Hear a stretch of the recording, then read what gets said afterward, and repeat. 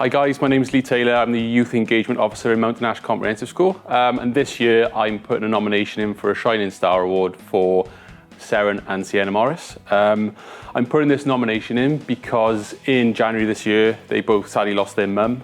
And obviously it takes a massive toll on them, but I think they've shown great motivation and resilience to come into school, just to still engage with each other, with friends, help friends, attend all the one-to-one sessions with myself in school, come on trips with YEPs, help me set up for after-school clubs, loads of different things that I've tried to offer them, and sometimes maybe forced them to come to, sometimes they haven't wanted to, but they've always done it with a smile on their face and they've done themselves really proud. So I just wanted to give them some recognition really after the last 6 months that they've had. And they've done themselves really proud. So that's why I put this Shining Star Award in this year for Seren and Sienna. Thank you so much for choosing me for this award. YEPs has helped so much through mine and Seren's hard time.